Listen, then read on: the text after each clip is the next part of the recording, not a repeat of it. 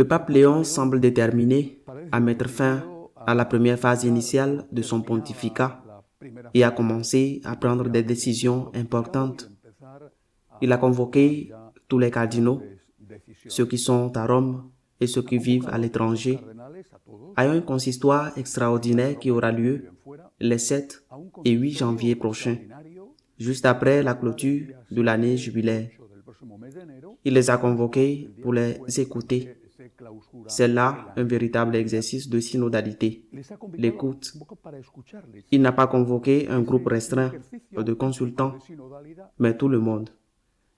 Bien sûr, il ne pourra pas écouter tout le monde. Il est impossible que tout le monde puisse s'exprimer, mais les voix représentatives des différentes tendances et sensibilités qui existent dans l'Église catholique seront entendues. Il leur a demandé de se préparer en lisant le document du pape François, Predicate Evangelium, qui est la constitution apostolique par laquelle le pape a réformé la curie, et Evangelii Gaudium, qui est l'exhortation apostolique consacrée à l'évangélisation. Ces deux documents, qui sont du pape François, vont servir en quelque sorte d'instrumentum laboris, c'est-à-dire le matériel initial avec lequel commencent les synodes et qui marque le synode, mais qui est ensuite parfois complètement transformé en fonction des contributions des uns et des autres.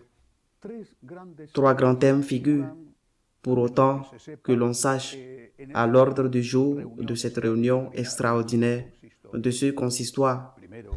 Le premier de ces thèmes, je ne le dis pas par ordre d'importance, le premier de ces thèmes est la relation entre la curie vaticane et les conférences épiscopales et les évêques de chaque pays.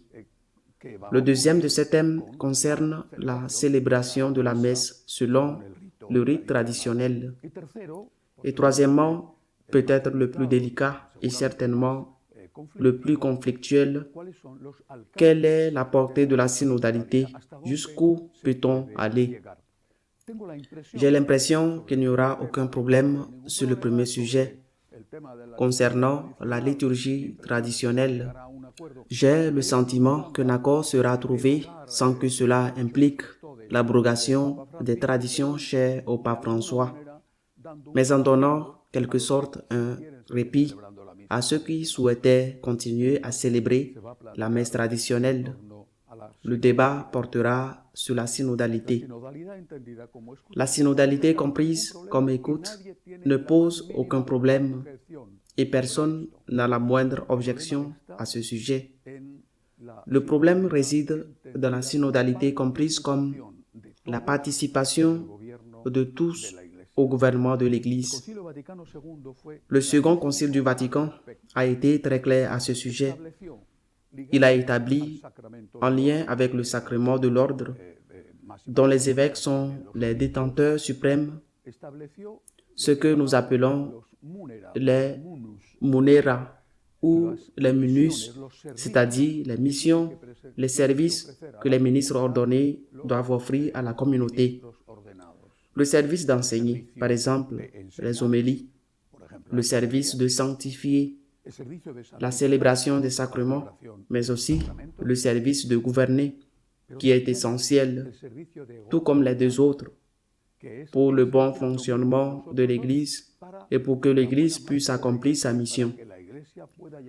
Or, ce que toute la tradition et le second concile du Vatican ont clairement établi a été très remis en question ces dernières années.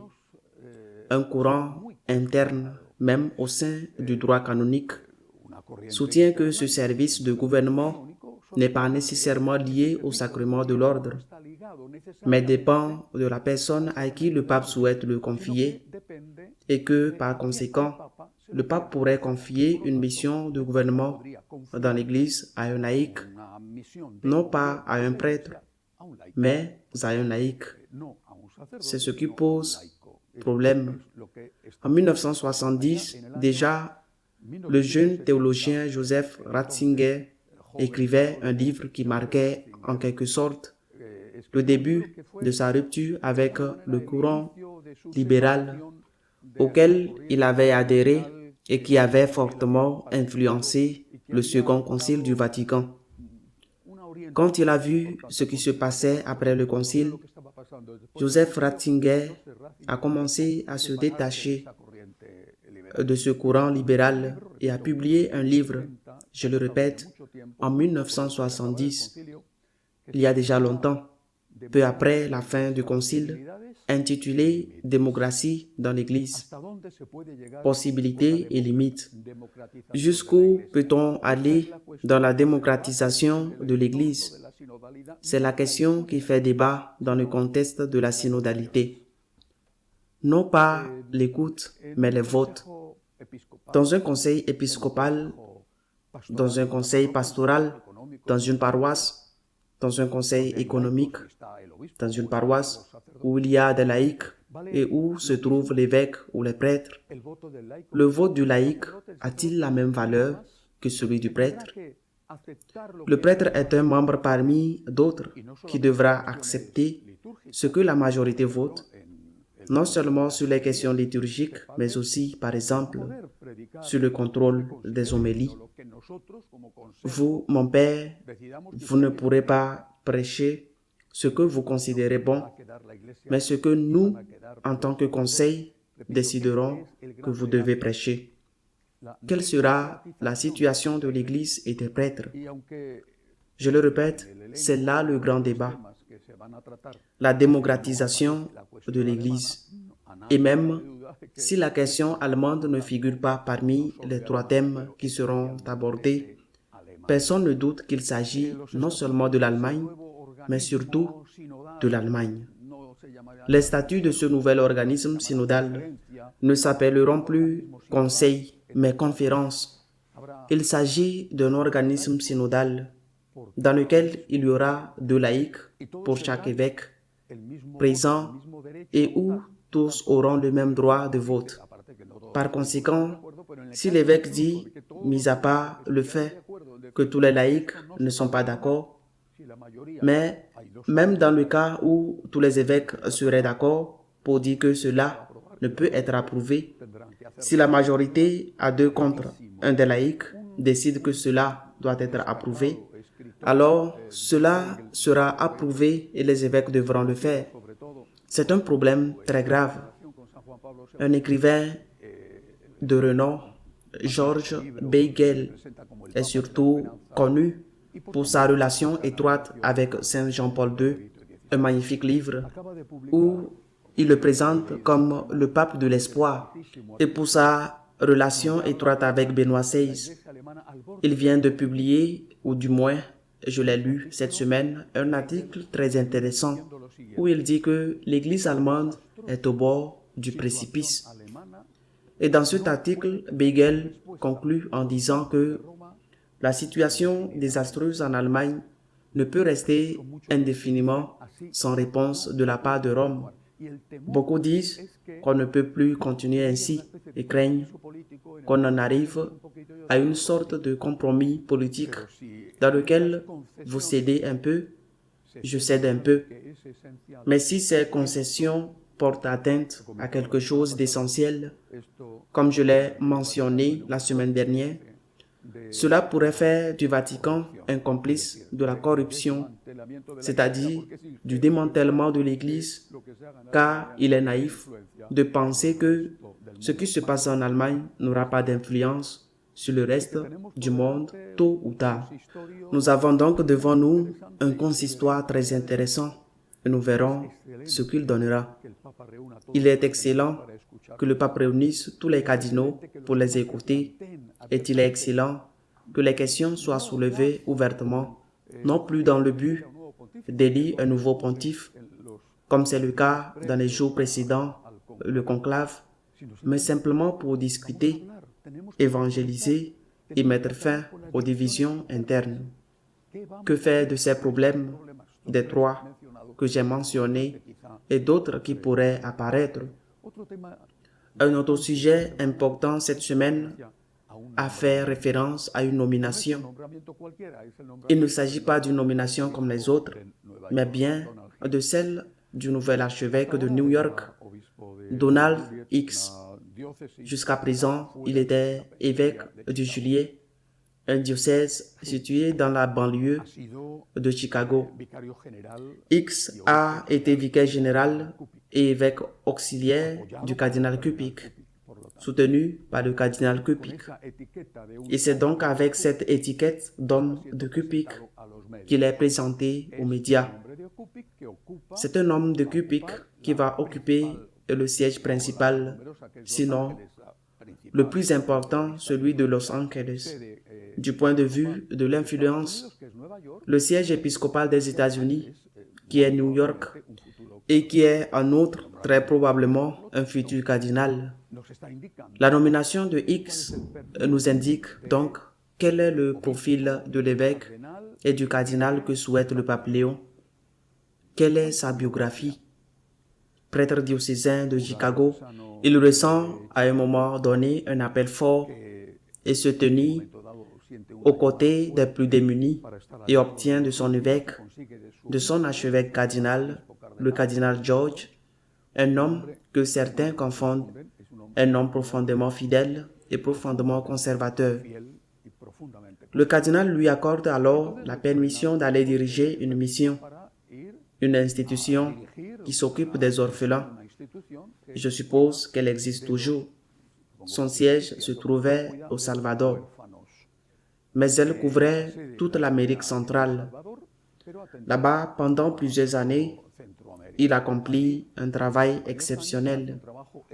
Et ce travail avec les orphelins, orphelins de guerre, orphelins de prostitution, orphelins victimes de violences, abandonnés, cela marque sa vie. Il dit qu'il aurait voulu rester là-bas pour toujours. Mais le cardinal George lui dit, tu dois retourner à Chicago. Tu y as passé quelques années. Tu dois maintenant réintégrer la vie du diocèse.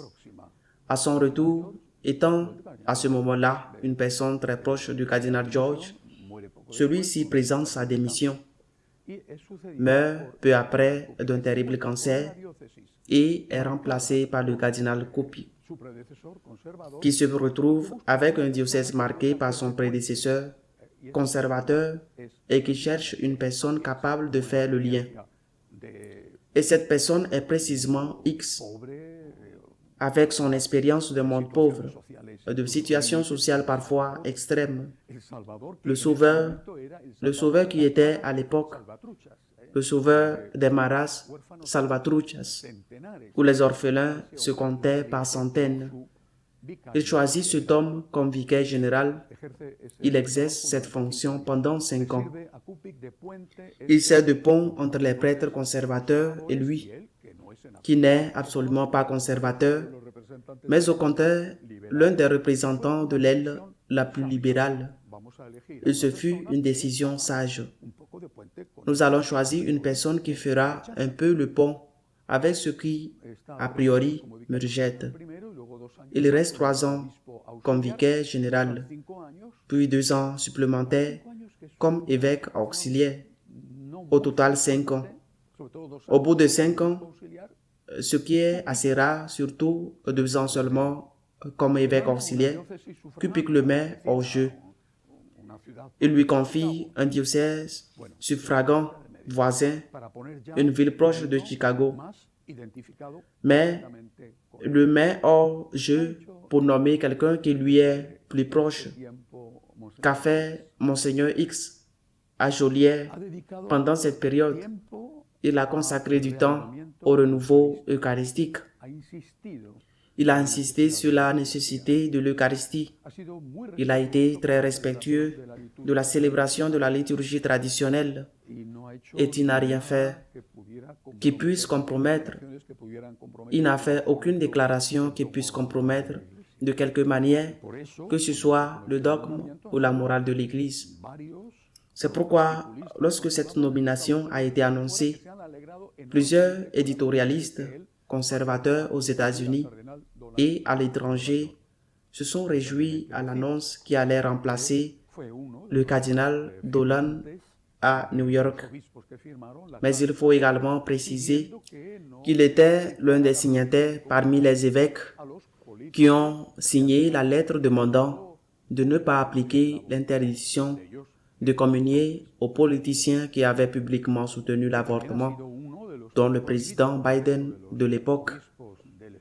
Il a également été l'un de ceux qui, avec les autres évêques de l'État de l'Illinois, ont interdit à leurs curés de promouvoir auprès des fidèles une législation, une modification de la législation de l'État qui donnerait aux parents le droit d'exiger, le droit d'obtenir l'autorisation, d'accepter ou de refuser l'avortement de leurs enfants mineurs ou la transition sexuelle de leurs enfants mineurs. Donc, d'un côté, même s'il vient de la mère de Cupid, il a fait d'excellentes choses à Joliet. C'est un homme très sensible à ceux qui souffrent, très sensible aussi à la réalité hispanique et donc aux problèmes des migrants. Un homme qui est proche de ceux qui traversent des moments difficiles, ce qui est merveilleux. Un homme qui valorise l'Eucharistie, qui promeut la dévotion eucharistique, mais en même temps, une personne qui, culturellement, n'appartiendrait pas à ce groupe appelé les évêques soldats, les évêques qui luttent pour freiner les changements culturels et politiques que pourrait signifier la nomination de X à l'archidiocèse de New York. Il faut dire que le pape Léon le connaît personnellement. Il est originaire de Chicago comme lui. Il est né et a vécu dans un quartier voisin. Il fréquentait les mêmes pizzerias, pas en même temps, mais ils allaient aux mêmes endroits, dans les mêmes parcs. Il lui a parlé, il le connaît, c'est-à-dire que c'est une nomination que le pape Léon a explicitement souhaitée. Qu'est-ce que cela peut signifier? Peut-être qu'il recherche quelqu'un qui soit fidèle à la doctrine et qui se concentre sur l'évangélisation, le service aux nécessiteux, mais qui laisse de côté les questions qui peuvent être conflictuelles sans nier la doctrine et qui n'insiste pas sur des choses qui peuvent créer la polémique. C'est peut-être cela le profil recherché. C'est en tout cas ce que semble indiquer la nomination de X. Pour le reste, nous verrons bien. Les 7 et 8, nous avons une réunion très importante à l'église. Et il faut beaucoup prier pour que le Saint-Esprit soit accueilli par les participants, mais surtout, nous sommes à la veille de Noël. Dans peu de temps, nous chanterons les chants de Noël. Nous nous prosternerons devant la crèche avec l'enfant. Nous vénérerons la Sainte Vierge et Saint Joseph et nous adorerons le Fils de Dieu qui s'est fait homme. Le Christ est notre espérance. Le Christ est notre Rédempteur. Joyeux et saint Noël à tous.